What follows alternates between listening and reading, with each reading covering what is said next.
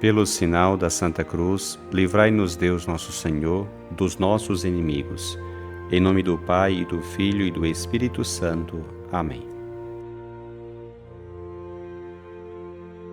Do Evangelho segundo Lucas. Naquele tempo, os publicanos e pecadores aproximaram-se de Jesus para o escutar.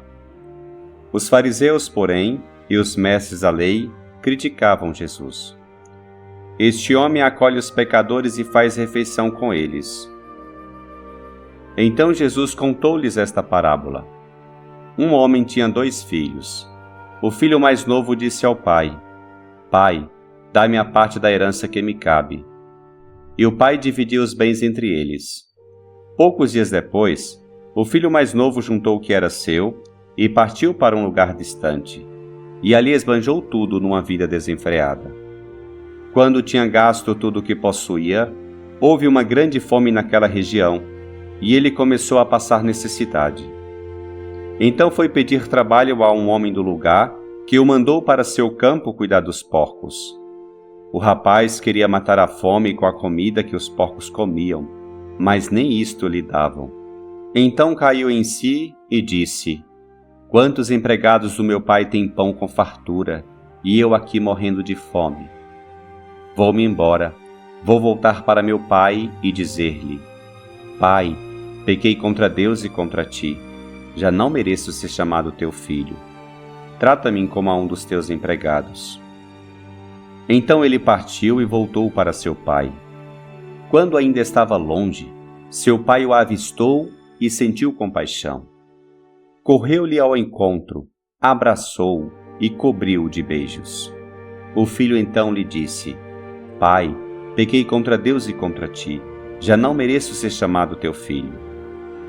Mas o pai disse aos empregados: Trazei depressa a melhor túnica para vestir meu filho, e colocai um anel em seu dedo e sandálias nos pés. Trazei um novilho gordo e matai-o. Vamos fazer um banquete, porque esse meu filho estava morto e tornou a viver, estava perdido e foi encontrado. E começaram a festa. O filho mais velho estava no campo. Ao voltar, já perto de casa, ouviu música e barulho de dança. Então chamou um dos criados e perguntou o que estava acontecendo. O criado respondeu: É teu irmão que voltou. Teu pai matou o novilho gordo porque o recuperou com saúde. Mas ele ficou com raiva e não queria entrar. O pai, saindo, insistia com ele. Ele, porém, respondeu ao pai: Eu trabalho para ti há tantos anos, jamais desobedeci a qualquer ordem tua, e tu nunca me deste um cabrito para eu festejar com meus amigos. Quando chegou esse teu filho, que esbanjou teus bens com prostitutas, matas para ele o novilho cevado. Então o pai lhe disse: Filho, tu estás sempre comigo, e tudo o que é meu é teu. Mas era preciso festejar e alegrar-nos, porque esse teu irmão estava morto e tornou a viver, estava perdido e foi encontrado.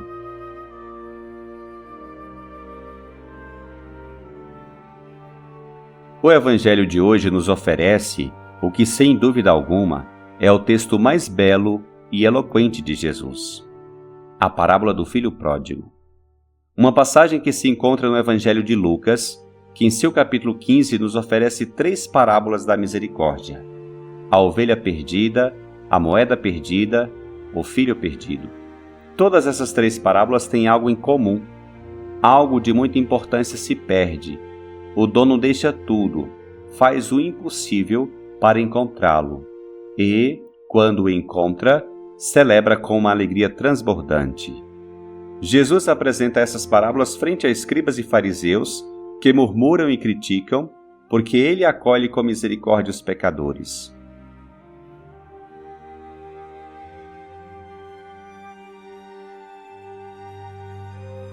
A propósito desse evangelho, gostaria de compartilhar contigo 3 reflexões. Em primeiro lugar, essa parábola se chama comumente de parábola do filho pródigo, mas muitas pessoas não sabem o que significa a palavra pródigo. Pródigo significa desperdiçador, esbanjador. E a parábola se chama assim porque o filho mais novo, quando pede a herança a seu pai, a desperdiça ruidosamente. São muitos os autores que, ao longo da história, têm chamado a atenção sobre o título dessa parábola. O protagonista, na verdade, não é o filho esbanjador, mas sim o pai, que é quem verdadeiramente esbanja a misericórdia. A parábola, portanto, precisa ser chamada não de filho pródigo, e sim de pai misericordioso. E seria muito bom se tu te identificasses com as personagens que aparecem nela. Esse pai misericordioso, esse filho perdido que desperdiça tudo, ou esse irmão mais velho que não é capaz de experimentar a alegria de estar sempre junto do pai.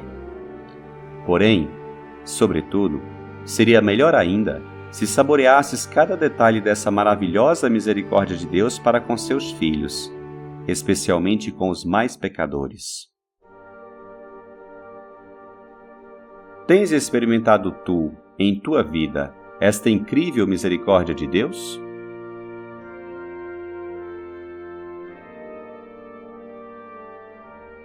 Em segundo lugar, quero fixar-me neste filho que se vai e na indigência em que ele voltou. Chama muita atenção que seja o filho mais novo, não o primogênito, que se atreve em vida a pedir a seu pai a parte da herança que lhe cabe.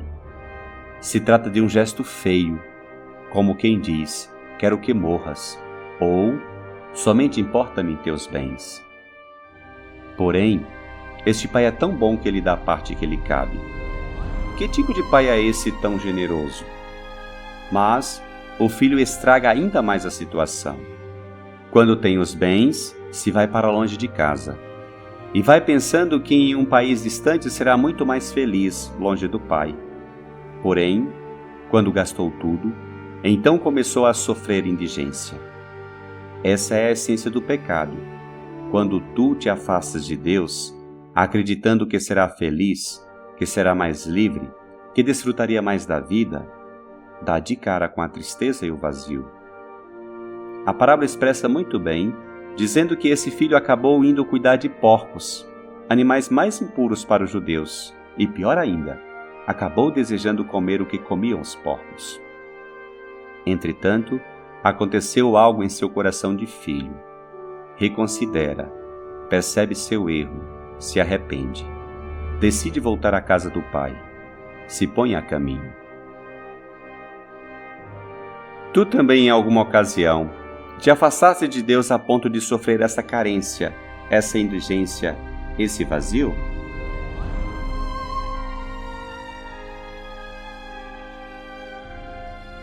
Em terceiro lugar, quero dirigir um olhar ao retorno desse filho que, arrependido, e depois de sofrer 1000 carências, decidiu voltar à casa do pai. Um detalhe muito bonito que assinala o evangelista. Quando ainda estava longe, seu pai o avistou e sentiu compaixão. Correu-lhe ao encontro, abraçou-o e cobriu-o de beijos. Quando ainda estava longe, seu pai o viu. Como é possível? Porque ele estava esperando. Quantas manhãs, quantas tardes, quantas noites, o pai esteve olhando ao horizonte esperando que seu filho voltasse.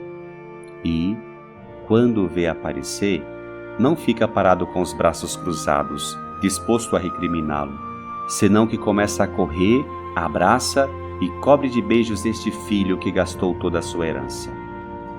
O interessante é que o filho nem sequer teve tempo para expressar a frase completa que havia pensado em dizer. O texto dá a entender que, com esses abraços e beijos, o pai não deseja sequer desculpas. O importante agora é que ele está recuperado. Esse pai não o condena. Ele diz: trazei depressa a melhor túnica. É o sinal da dignidade. Deixe a nossa veste manchada. Estar com Deus faz com que tenhamos uma veste limpa, uma veste de filho, de filhos com dignidade. O pai disse também: colocai um anel no seu dedo. É o anel da aliança. Deus quer estabelecer a aliança de amor. Deus te reconcilia com Ele, te perdoa. Disse ainda o pai: põe as sandálias nos pés. Deus não quer que firas os pés com as pedras do caminho. O pecado te deixa descalço, mas Deus te oferece sandálias. Se esses beijos, abraços, esta túnica, este anel são de uma generosidade, de uma bondade e de um amor abundante, ainda tem um detalhe impressionante. O novilho cevado foi pego para fazer uma festa, porque o filho estava morto e tornou a viver, estava perdido e foi encontrado. No entanto, o irmão mais velho, que esteve sempre com o pai, não teve a capacidade de se alegrar. Ao contrário, demonstra inveja e desgosto porque o pai foi tão generoso com o filho perdido. Tens sentido tu, alguma vez, os abraços e beijos de Deus Pai quando voltaste a Ele? Te alegras que Deus acolhe seus filhos perdidos?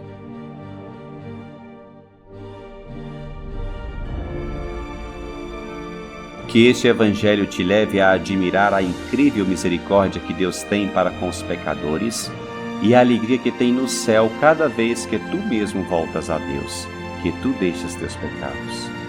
Pare de imaginar que longe de Deus serás mais feliz. Não te enganes, a felicidade está com Ele. Que o Senhor te abençoe, te livre de todo mal e te conduza à vida eterna.